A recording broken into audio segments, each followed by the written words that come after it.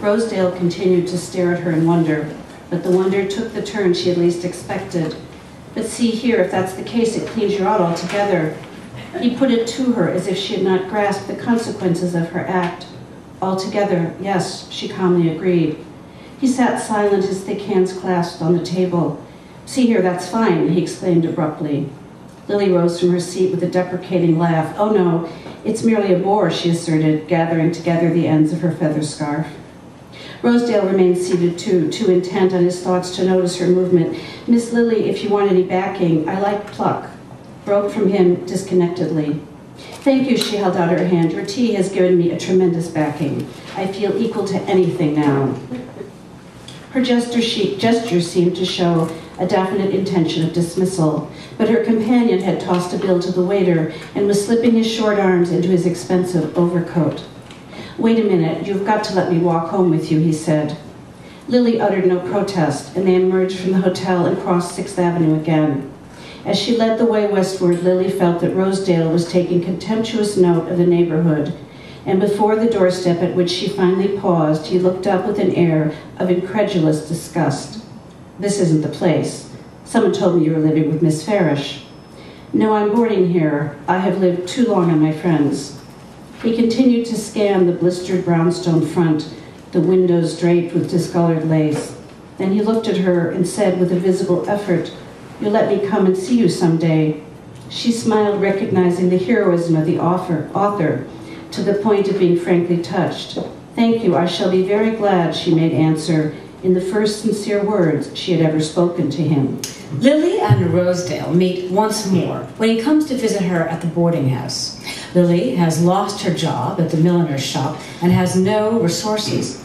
But when Rosedale offers to pay her debts, simply a business transaction, he assures her. She refuses, remembering how her troubles began with a similar offer from Gus Trenner. But now her situation is desperate, and she lies awake and considers her options. Lily took no sleeping drops that night. She lay awake viewing her situation in the crude light which Rosedale's visit had shed on it. In fending off the offer, he was so plainly ready to renew, had she not sacrificed to one of those abstract notions of honor that might be called the conventionalities of moral life. What debt did she owe to a social order which had condemned and banished her without trial? She had never been heard in her own defense. She was innocent of the charge on which she had been found guilty, and the irregularity of her conviction might seem to justify the use of methods as irregular in recovering her lost rights. Bertha Dorset, to save herself, had not scrupled to ruin her by an open falsehood. Why should she hesitate to make private use of the facts that chance had put in her way? After all, half the opprobrium of such act lies in the name attached to it. Call it blackmail and it becomes unthinkable, but explain that it injures no one and that the rights regained by it were unjustly forfeited, and he must be a formalist indeed who can find no plea in its defense. The arguments pleading for it with Lily were the old unanswerable ones, the sense of injury, the sense of failure, the passionate craving for a fair change against the selfish despotism of society. She had learned by experience that she had neither the aptitude nor the moral constancy to remake her life on new lines. To become a worker among workers, she could not hold herself much to blame for this ineffectiveness. She had been fashioned to adorn and delight. To what other end does nature paint the hummingbird's breast? Was it her fault that the purely decorative mission is less easily and harmoniously fulfilled among social beings than in the world of nature? That it is apt to be hampered by material necessities or complicated by moral scruples? These last were the two forces which fought out their battle in her breast during the long watches of the night, and when she rose the next morning, she realized that she had arrived at a final decision. She unlocked her trunk and took out a sealed packet, which she slipped into the bosom of her dress. Even the contact with the packet did not shake her nerves as she had half expected. She seemed encased in a strong armor of indifference. She dressed herself and went out. When she emerged, a thread of rain darkened the sky. She reached 5th Avenue and began to walk northward. She was sufficiently familiar with Mrs. Dorset's habits to know that she could be found at home at this hour.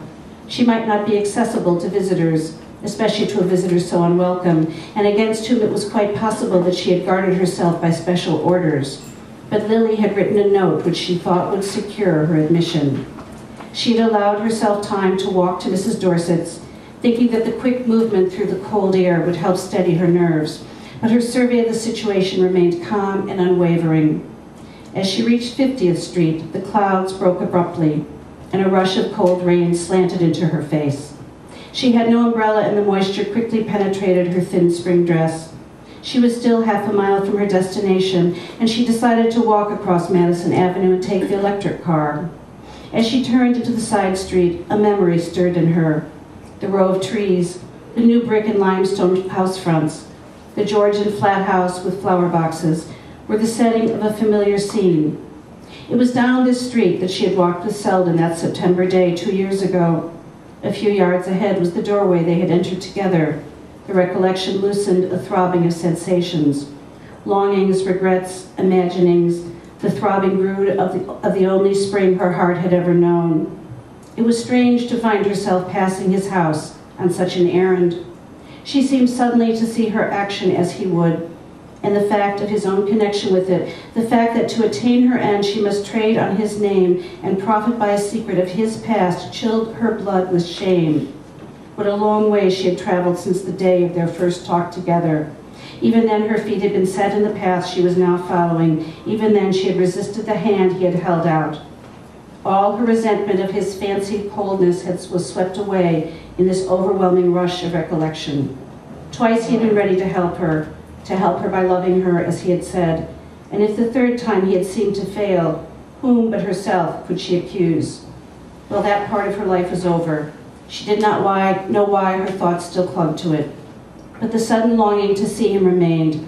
It grew to hunger as she paused on the pavement opposite his door. The street was empty, swept by rain. She had a vision of his quiet room, of the bookshelves and the fire in the hearth. She saw a light in his window. Then she crossed the street and entered the house.